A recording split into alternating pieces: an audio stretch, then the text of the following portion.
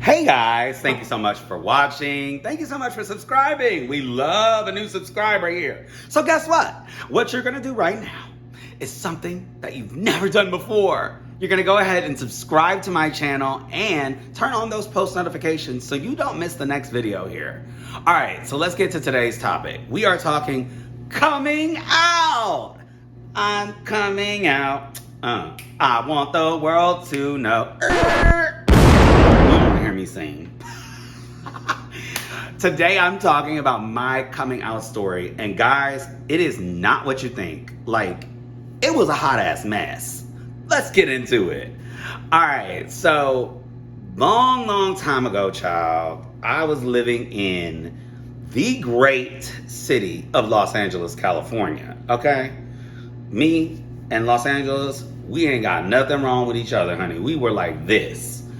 I absolutely loved my time there, but in the beginning of my time there, I was in my 20s. And when we are in our 20s, we do what? Stupid things.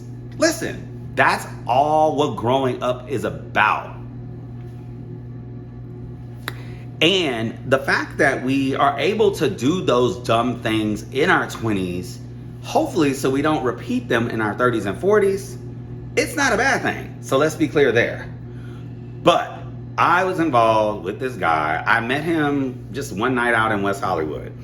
We were out, honey, we were out, child. Me and the girls, we used to run West Hollywood, okay? I don't know who else was out there, but we were the grand dames, darling. Everybody else was, sub-characters, subplot. We were the main characters.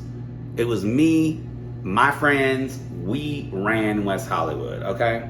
So I meet this guy. I'm not gonna say his name for obvious reasons, but this, was so long ago. That's the only reason why I'm talking about it. And I've never talked about this publicly. So I know I kind of started off the video in a very fun and light way, but this story is actually not fun or light. It's very serious. So I wanted to say that there. And I also want to preface it, if you or someone you know is in a domestic violence situation, get help or get out of the situation. Like, at the end of the day, I stayed in something that was not good for me, and it turned out to make things even worse for me. So, want to say that there, and I want to just let you know if you are triggered by talking about domestic violence or any sort of relationship trauma, make sure you click off the video now because I'm about to get into some things. So, met this guy out in West Hollywood, and like I said, me and my friends, we would always go out in WeHo. We loved it. We would bounce around to all the different bars, and it's kind of sad that West Hollywood has changed so much now because it was a large part of my coming out story. And just my coming out as a gay man in America, a gay black man in America, and just coming out as a human being, y'all. I'm not gonna preface this enough. I was in my early 20s, okay? So you know what we're going on in that era of our lives, like we're learning how to become an adult. So I meet this guy, and I fell in love with him. It was like one of my first loves. I know that sounds crazy, but I really didn't have any relationships before that. My parents are divorced, so I really didn't know what a good relationship really was. So I thought this man loved me. And I was like, okay, let's get together, child. I know he was gonna be Whitney and Bobby. It was crazy. So again, in my 20s, we got together and we had a normal, solid beginning relationship. However, I at the time was working 2 jobs, and I was also kind of homeless. So I ended up moving in with him. Mind you, this man was in his 30s or maybe mid 30s, early 40s. So he was older than me. So there's that aspect. I'm also unstable. I don't have a house. Things are not really flowing together with me right now. I'm a little bit all over the place. And I meet this individual. We get together. I'm living at his house now. And There are alcohol involved. There is alcohol involved. And he lived in West Hollywood too. There might have been some other factors involved. I'll let you put that two and two together. And it was a rough time in my life. I was figuring out who I was and who I wasn't. And I was getting abused. Not only mentally and emotionally, but physically. We got into physical fights. And he was bigger than me. I was a little tiny ass twink. So what I'm going to get into next is why that matters, that detail just now.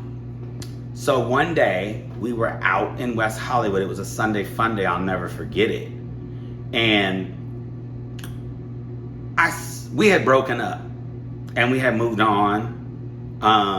And he had clearly moved on, as he told me, because I saw him at the Abbey and we were like exchanging words or whatever. And he was like, oh yeah, I'm dating somebody else now. I said, oh, well, excuse me. I didn't need to know that. That was none of my business. You didn't need to tell me that. But you knew that that would trigger me. And it did. And we ended up getting in a fight. And the cops saw me fighting him. And they put me in cuffs. And they put me in jail. They said I was bigger than him. I was like, thinking back on it now, I was black. They probably targeted me. It was the WeHo sheriffs too. They definitely targeted me and put me in jail because of my skin color. He wasn't black. He wasn't white.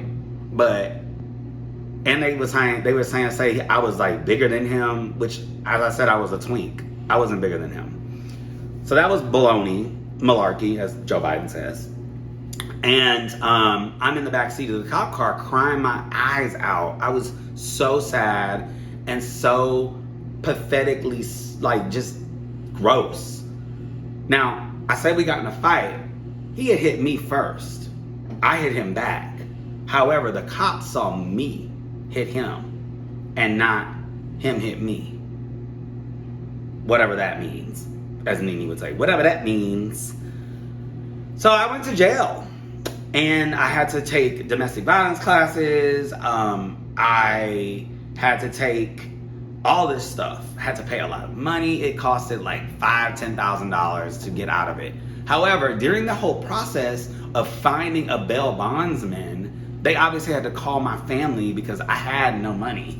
Like, they wanted $5,000. So what do? They call my family.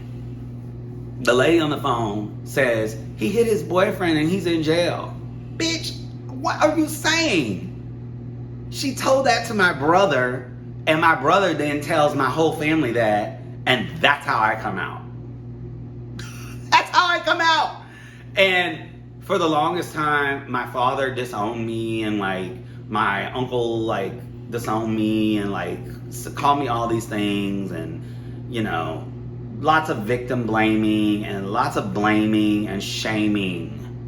The blaming and the shaming of it all was insane, of what I went through. I'm like, you do realize that this is a domestic violence situation. I did not create this. This is a situation that became over abuse of alcohol and other substances. I'm a victim here. I'm responsible for my own actions. I know that. And I know that very clearly now, because I've grown from this moment a lot.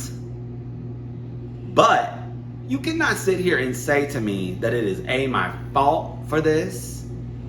I was provoked. I had to hire a lawyer and all this stuff. You cannot sit here and tell me that I need to change my lifestyle. Honey, it's not a lifestyle. I mean, it is me. I am gay. Sorry that you don't like it. And if you don't like it, then you don't like it. So I just stopped talking to everybody. I literally disowned my family at that point, because you're not going to sit here, you know, and judge me over this thing that I have, that I'm facing, that is just who I was born to be. I didn't choose to be gay. Trust me, if we could choose, I don't know that all of us would choose it, because it's not easy. But there's not a lot of things I regret in life, and this is an instance that I do not regret at all. I don't regret one single moment of it, because, and I'll tell you why. It literally jump-started me into the human I am today. I now know when things are south in relationships and you need to run. Child, I'm not putting up with that again. Even if I'm using that, even if I'm in that situation of where I can't get out because I'm using this man because I don't have nowhere to live. Not using him, but, relying on him to house me, holding that power over me, and abusing me. I know that that's not the way to go now.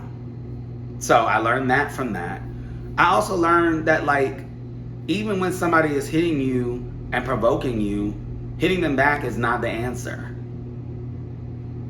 Clearly not in front of the cops, honey, but I was so lit and wasted, I didn't know what I was doing. Also learned how to control my alcohol way more than I used to. I don't get in arguments with people like that when I'm drinking. I walk away, honey. I don't have nothing to say to you. Bye. You gonna argue with yourself, honey. So I learned a lot, and I learned a lot about myself and what I should and should not tolerate in relationships. That's probably why I'm still single now. No, seriously. That's probably why I'm still single now, because I'm very picky. So anyway, that's my coming out story. I know it's not probably the best story, but it's my story. And it is a part of me that I'm sharing with you to, I guess, let you know that life is not perfect. And you never know someone else's story, and you never know what someone else has been through. So we have to watch when we are judging people on social media, online, in person. And because you never know what somebody has been through. That man put me through hell. But he didn't want to press charges. But the way domestic violence works in California is once it's in the system, baby, they getting that money. Because you're paying. They want that coin. It is a moneymaker for the state of California. That and drunk driving. That's what my lawyer told me, at least at the time. But yeah, and I learned now that I don't need to be in a relationship if it's abusive. I can walk away from it and be better on the other side. Anyway, I want to share that story because it's coming out day first off. And I want to also tell people that are not out, you do it on your own terms, not someone else's. You tell your story the way you want it to be told. My story was told how someone else wanted to tell it. I didn't get the chance to do it. That's one thing I feel kind of bad about, because my mother at the time was very sad about that. But she collected me, honey, and gathered me and was there by me, there by my side. Her biggest cheerleader, okay? Father, not so much. But at the end of the day, it's your story to tell. So when you're ready to tell that story, you tell it however you want to tell it. And know that you have allies in me. I'm here for you, baby. I know it ain't easy. You come right on here. My inbox is open. You can chat with me. We can chat. This is the community that I want to build here for you, us black guys that don't have the parents backing us up. You got one in me. So thank you so much for watching this story, and I hope it wasn't too sensitive for you, but it's usually not how I talk on here. So I wanted to be honest and open with you guys, and hopes that it helps you think of something that helps you in your life, me sharing that. So thank you so much for watching, and I will see you guys on the next one. Happy coming out day!